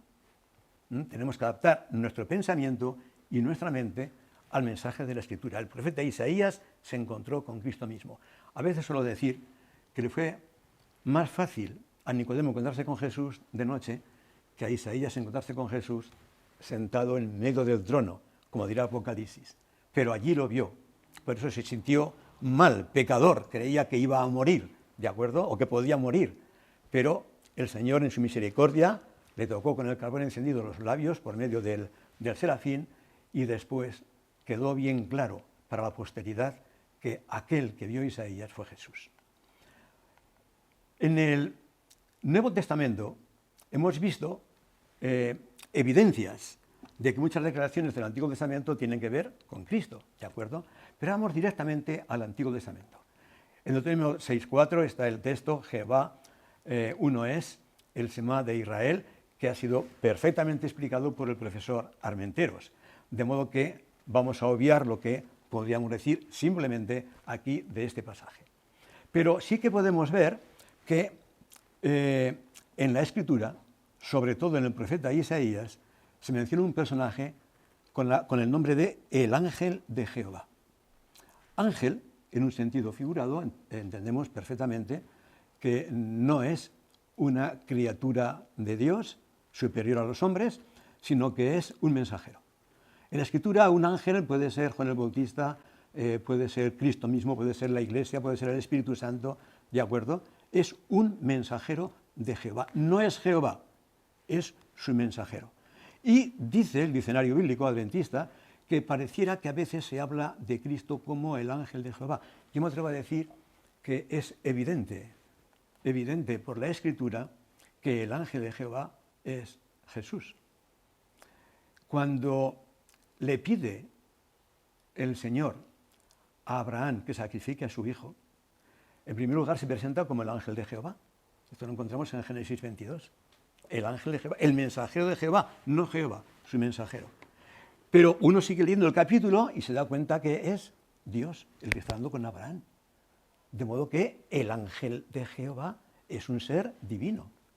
Lo mismo ocurre cuando Moisés se encuentra ante la zarza ardiendo alguien que se presenta como el ángel de Jehová. Y luego le habla como siendo Dios mío. Pero vamos a ver enseguida con qué palabras le habla este ser, el ángel de Jehová, a Moisés. Exactamente igual, cuando el Señor habla del momento en que ha sacado a su pueblo de Egipto, pues en Jueces se presenta como el ángel de Jehová. En Éxodo se presenta como sencillamente el Dios de Israel, que lo sacó a su pueblo de Egipto. Porque el ángel de Jehová es Cristo, y Cristo es Dios como el Padre. Si no, no tendría otro sentido en los textos y el contexto en que se encuentran en la Escritura. Veamos los textos que tienen que ver con la aparición a Moisés. Se le apareció el ángel de Jehová en una llama de fuego en medio de una zarza, y él miró y vio que la zarza ardía en fuego y la zarza no se consumía. Entonces Moisés dijo: iré yo ahora y veré esta grande visión. Porque claro, la zarza tenía que haberse consumido, continuaba y no lo hacía. Viendo Jehová que él iba a ver, lo llamó Dios de en medio de la zarza y dijo: Moisés, Moisés. Y él respondió: heme aquí. y dijo, no te acerques, quita el calzado de tus pies, porque el lugar en que tú estás, tierra santa es. Y dijo, yo soy el Dios de tu padre, Dios de Abraham, Dios de Isaac y Dios de Jacob, le dice el Señor a Moisés, cuando se le ha acercado como el ángel de Jehová. Más adelante, dijo Moisés a Dios, he aquí que llego yo a los hijos de Israel y les digo, el Dios de vuestros padres me ha enviado a vosotros. Si ellos me preguntaren cuál es su nombre, ¿qué voy a decirles? Y respondió Dios a Moisés, yo soy el que soy. Y dijo, así dirás a los hijos de Israel, yo soy, me envió a vosotros. Además dijo Dios a Moisés, así dirás a los hijos de Israel, Jehová, el Dios de vuestros padres, el Dios de Abraham, Dios de Isaac y Dios de Jacob, me ha enviado a vosotros. Este es mi nombre para siempre. Con él se me recordará por todas las edades. Todos los textos demuestran que el ángel de Jehová es el Dios de Abraham, el Dios de Isaac y el Dios de Jacob. No hay discusión. Puede crear asombro, puede generar pues cierta dificultad para tratar de asimilarlo humanamente bien, pero es lo que dice la Escritura, ¿de acuerdo? Cuando se aparece en una situación paralela, Cristo mismo a Josué, Josué va a conquistar, va a iniciar la conquista de Canaán, se encuentra delante o próximo a Jericó y se retira para orar. Y se encuentra con un personaje con forma de guerrero, que posiblemente con la espada desenvainada, ¿de acuerdo? Tanto él como Josué inician una conversación. Josué alzó sus ojos y vio un varón que estaba delante de él, el cual tenía una espada desenvainada en su mano. Y Josué, yendo hacia él, le dijo, ¿eres tú de los nuestros o de nuestros enemigos? Lo cual nos muestra con claridad que es la apariencia de un guerrero normal y corriente, ¿de acuerdo? Además con una espada desenvainada. Y yo pienso, quiero creer, aunque no diga la Escritura, que también Josué desenvainó, para por si acaso. Él le dice, no más como príncipe del ejército de Jehová he venido ahora. No es Jehová, ¿de acuerdo? Es el príncipe del ejército de Jehová. ¿Quién puede ser? Entonces Josué, postándose sobre su rostro en tierra, le adoró y le dijo, ¿qué dice mi señor a su siervo? ¿A quién está reconociendo Josué? El príncipe del ejército de Jehová respondió a Josué, quita el calzado de tus pies, porque el lugar donde estás es santo. Y Josué lo hizo así.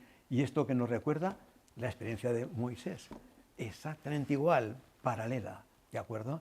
Y vamos a ver cómo, a medida que avancemos, sobre todo con una cita final, quedará bien claro que no es otro que Cristo Jesús, el ángel de Jehová, el príncipe del ejército de Jehová, el santo de Israel, que vamos a ver seguidamente, y el que aparece en otros textos.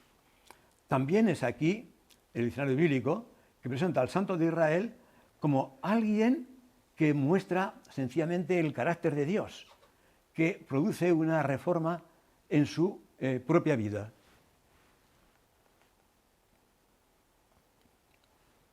El santo de Israel se menciona en Segunda de Reyes, se menciona en diferentes lugares, pero sobre todo en Isaías.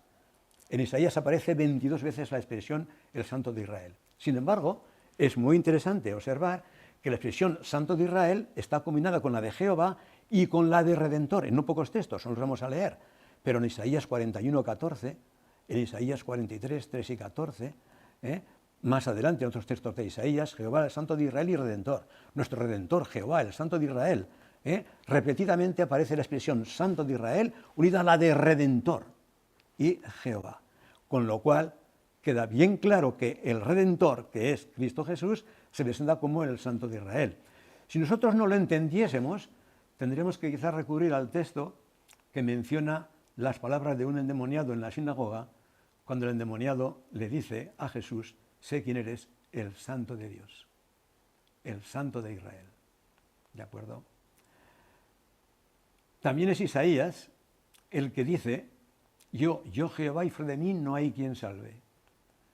Y Lucas recoge las palabras de los apóstoles en Hechos 4 de la siguiente manera, este Jesús es la piedra reprobada por vosotros edificadores y en ningún otro hay salvación. Isaías, yo Jehová, fuera de mí no hay quien salve. Hechos de los apóstoles, en ningún otro hay salvación. Y siguiendo con el profeta Isaías, podemos leer en el capítulo 9, porque un niño les es nacido, Hijo nos es dado y el principado sobre su hombro. Y se llamará su nombre admirable, consejero, Dios fuerte, alguna versión dice Dios poderoso, Padre eterno, príncipe de paz. Lo cual nos lleva también a decir, entre paréntesis y de paso, que la expresión Hijo de Dios nunca me lo tomarla en sentido literal, aunque no es momento de explicar esto, ¿de acuerdo? Sino que tiene un sentido figurado, exactamente igual que Padre eterno. Son maneras de mostrar su vinculación con el Dios eterno, ¿de acuerdo? Y su vinculación con el plan de redención en este contexto de los nombres de la divinidad. Lo dilatado de su imperio y la paz no tendrán límite. Sobre el trono de David y sobre su reino, disponiéndolo y confirmándolo en juicio y en justicia desde ahora y para siempre. ¿Quién es este Dios fuerte? Ha sido mencionado por el profesor Armenteros, ya no vamos a detenernos demasiado, ¿de acuerdo?, que aparece Dios como la roca, además en un contexto muy interesante, con matices que aquí no están previstos, pero evidentemente la roca, en su aspecto de significado figurado, como hace con referencia a Dios en el Antiguo Testamento, siempre es referencia a esa roca, esa roca de refugio, ¿de acuerdo? Esa sólida, fortaleza a la que se puede aferrar el ser humano con garantías de salvación. Son no pocos los textos en donde aparece que Dios es la roca. Hay algunos incluso que se repiten. Salmos y 2 Samuel repiten un texto. Porque ¿quién es Dios sino solo Jehová? ¿Y qué roca hay fuera de nuestro Dios? Sean gratos los dichos de mi boca y la meditación de mi corazón delante de ti, oh Jehová, roca mía y redentor mío. Qué curioso, dice roca mía y redentor mío, porque es que ahora es Pablo el que dice que todos bebieron de la misma bebida espiritual porque bebían de la roca espiritual que no seguía, y la roca era Cristo. Y la roca era Cristo. Cuando dice la roca era, Pablo ¿a qué apunta? Al Antiguo Testamento, evidentemente. Es cierto que hace una mención a una actuación específica, pero el término roca aparece en otros pasajes del Antiguo Testamento que tienen que ver con Jesús. Y ahora, otro pasaje también muy significativo, que tiene que ver con la unción de Cristo. Digamos, por adelantado, aunque tenemos algunos textos en los que el profeta Daniel tiene que ver con el tiempo, de acuerdo, de esa unción. El profeta Isaías anuncia lo que tendría que ver con Cristo de parte del Padre, de acuerdo, y el Espíritu Santo. Cristo mismo lo anuncia en el Antiguo Testamento mediante Isaías. Daniel anuncia cuándo ocurriría y luego en el Nuevo Testamento se explica cuando ya pasó a posteriori. El Espíritu de Jehová, el Señor está sobre mí. ¿Quién está hablando? Porque me ungió Jehová.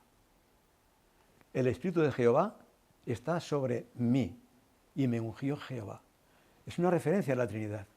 Y el que está hablando ahí, el que está hablando es la segunda persona de la divinidad. Es Cristo que se identifica ahí en el anuncio de su propia unción.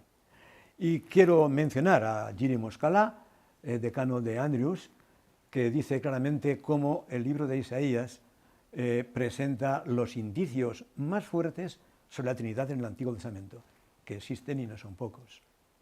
Bien, Daniel nos dirá en el capítulo 9, cuando Gabriel viene a explicarle al profeta la visión que le había dado en el capítulo 8, ¿de acuerdo?, en respuesta en parte a la oración de Daniel, bueno, pues le dice desde cuándo empezaría a contar un tiempo hasta que se cumpliera y el Mesías príncipe, ¿de acuerdo?, el príncipe ungido, ese sería ya sencillamente, pues como dice el texto, ungido, porque sabemos muy bien que Mesías significa ungido y que Jesús fue ungido en el año 15 del imperio Tiberio César, cuando fue bautizado. Cuando todo el pueblo se bautizaba, también Jesús fue bautizado y orando el cielo se abrió. Descendió el Espíritu Santo sobre él en forma de corporal como de paloma, en respuesta a su oración, y vino una voz del cielo que dijo: tú eres mi Hijo amado, en ti con contentamiento. Y notemos cómo el anuncio de Isaías, el Espíritu del Señor está sobre mí, me ungió Jehová, se cumple ahora históricamente, ¿de acuerdo? El Padre dice: tú eres mi Hijo amado, el Espíritu desciende en una forma de paloma, no que tuviese el tamaño de una paloma, sino en una forma de paloma, y el ungido es Jesús. Con esto está dando cumplimiento a todos los ungimientos típicos del Antiguo Testamento en los que los profetas, los sacerdotes y los reyes, de acuerdo, eran ungidos por un hombre, profeta, o quien en ese momento realizara la unción, tipificando esa unción antitípica y definitiva del Mesías, que tendría mucha importancia, porque era sencillamente el comienzo de su ministerio para realizar el plan de redención. Bien, en el libro de los Hechos recogemos las palabras de Pedro a los que le acompañaban, a Cornelio y los suyos, cuando dice: vosotros sabéis lo que se divulgó por toda Judea, comenzando desde Galilea, después del bautismo que predicó Juan, como Dios ungió con el Espíritu Santo y con poder a Jesús de Nazaret. Dios Padre ungió con el Espíritu Santo. Es la unción antitípica que daba cumplimiento a todas las típicas del Antiguo. Y esto lo hizo con poder a Jesús, su Hijo, cuando, convertido en ser humano como nosotros, iba a comenzar su ministerio intercesor. La profecía de las 2300 tardes y mañanas muestra gráficamente la orden de Artajerjes y luego las 69 semanas después, hasta que el Mesías fue ungido ya en el año 27. Y veamos también otra palabra, la palabra Miguel, que aparece 5 veces en la Escritura, 3 en Daniel, aparece una en Judas y otra en Apocalipsis. Miguel, podemos buscar en cualquier diccionario, la palabra hebrea, Micael, significa ¿quién es como Dios? Es una palabra que solamente se puede, o mejor dicho, un significado que solamente se puede aplicar a Jesús. ¿Quién es como Dios? ¿De acuerdo? Miguel. Bueno, pues vamos a ver algunos textos. El príncipe del reino de Persia, dice Daniel, se me opuso durante 21 días, pero aquí Miguel, uno de los principales príncipes, vino para ayudarme y quedé allí con los reyes de Persia. Aquí el texto quizás exige un poco de explicación en el contexto en que Daniel lo está presentando. Hay problemas en Palestina con los samaritanos, están llegando falsos informes al rey persa y, evidentemente, detrás de la expresión, esto exigiría una explicación más amplia, pero detrás de la expresión el príncipe del reino de Persia, hemos de encontrar el mismo que aparece en Isaías, por ejemplo, o en Ezequiel, con el nombre del rey de Tiro o el rey de Babilonia. Aquel que realmente estaba gobernando Persia o tratando de gobernarla. Porque el verdadero rey de Persia aparece al final del texto con la expresión que de allí con los reyes de Persia. Es Gabriel que habla con Daniel. Por otra parte, si quien creaba las dificultades era el rey terrenal de Persia, para Gabriel esto no sería demasiada dificultad. Pero ese personaje que se le opone realmente, entendemos que está por encima del rey de Persia. Bien, pues más adelante, versículo 21, dice: yo te declararé lo que está escrito en el libro de la verdad, y ninguno me ayuda contra ellos, sino Miguel, vuestro príncipe. No es vuestro Dios, es vuestro príncipe, que es Dios también, naturalmente. Y vemos aquí dos cosas claras, además de entender que Miguel es Cristo, y es que está en plena actuación en la época de Daniel, ¿de acuerdo?, en la época del reino persa, y que esa actuación viene ya desde la eternidad, cuando Satanás se reveló en el cielo. Cuando dice en Apocalipsis, Miguel y sus ángeles luchaban contra el dragón, y luchaban el dragón y sus ángeles. Esa gran batalla en el cielo, cuando comienza el gran conflicto, la están protagonizando principalmente Lucifer con los suyos y Miguel con los suyos. Claro, el nombre es muy apropiado en este contexto, porque aquel que quería ser igual a Dios se encuentra con alguien que le pregunta ¿quién es como Dios? ¿De acuerdo? Y se encuentra con todo el poder del cielo enfrente. Bien, en tercer lugar, brevemente, unas diapositivas, unos pasajes que nos muestran claramente que Jesús mismo nos habla de Él y de su eternidad. ¿De acuerdo? En Patriarcas y Profetas se dice que Cristo vino para vindicar el carácter de Dios ante el universo. El acto de Cristo de morir por la salvación del hombre no solo haría accesible el cielo para los hombres, sino que ante todo el universo justificaría a Dios y a su Hijo en su trato con la rebelión de Satanás. Así que la primera misión que iba a realizar Cristo como redentor de la humanidad, como el encarnado, como la segunda persona de la divinidad entre los hombres, era no redimirnos, sino vindicar el carácter de Dios.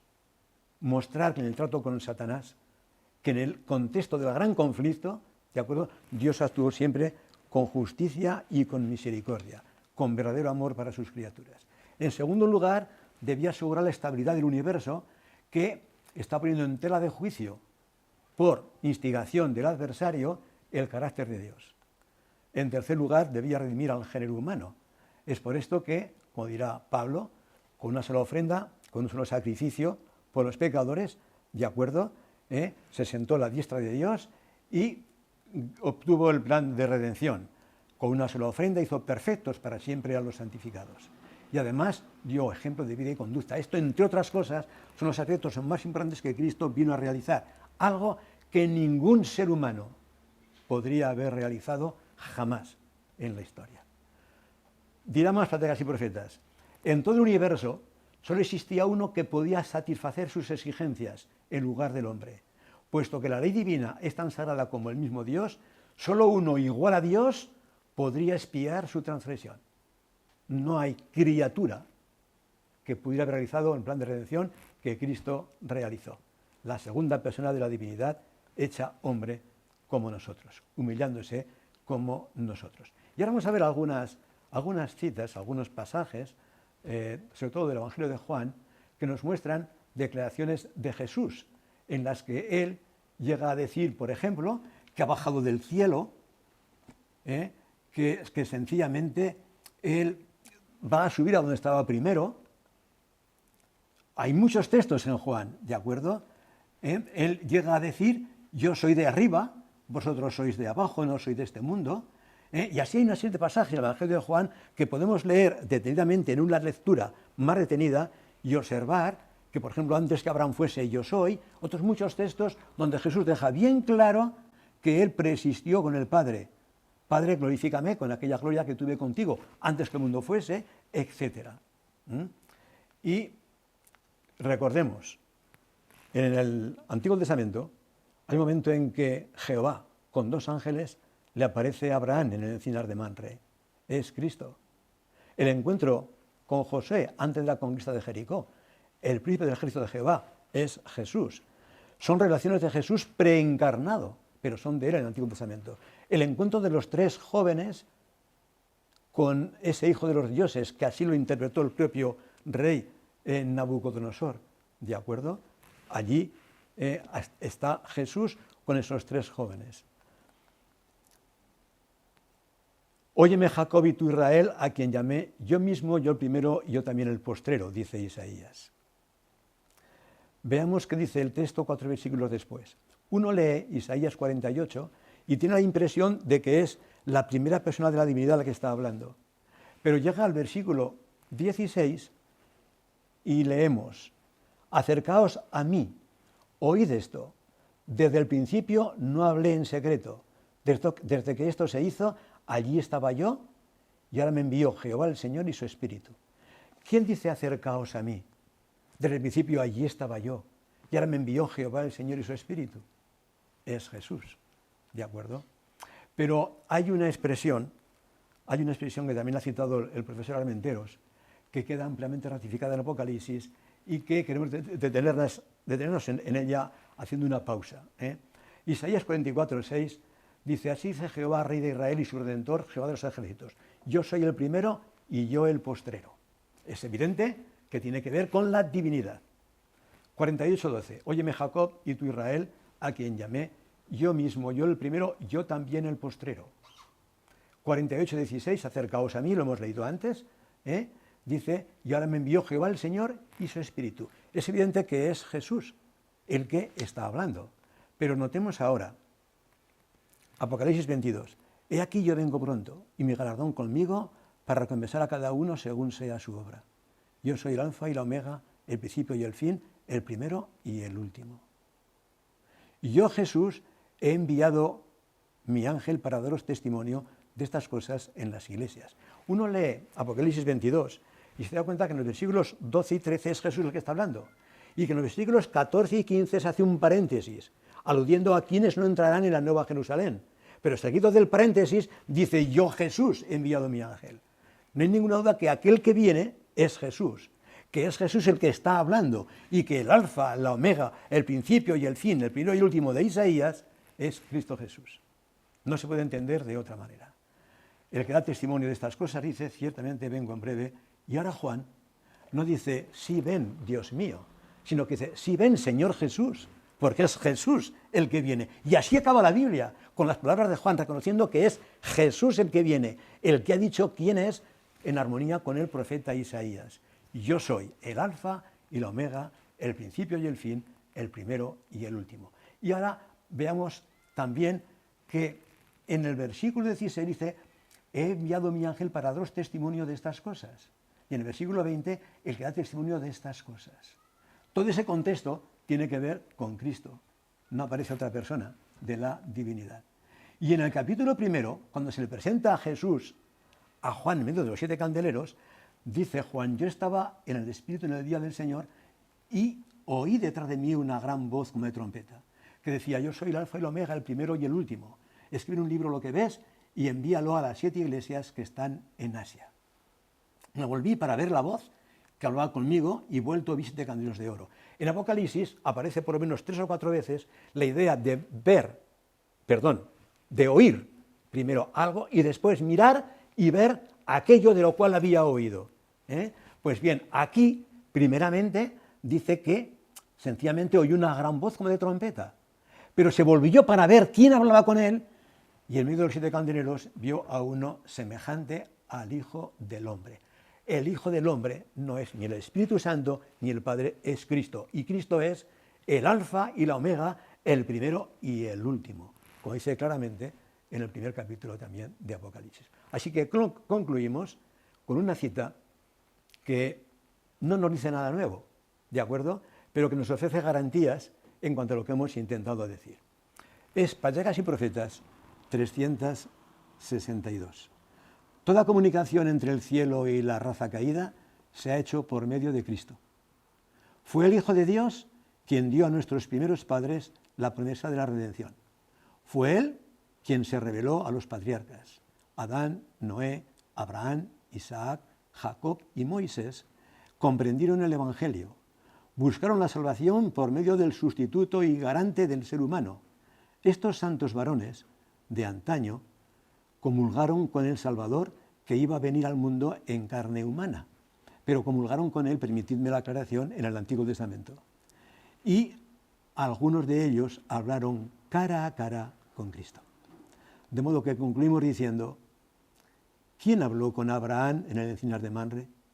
¿Quién habló con Moisés desde la zarza ardiendo? El mismo que dijo, yo soy la resurrección y la vida, delante de la tumba de Lázaro.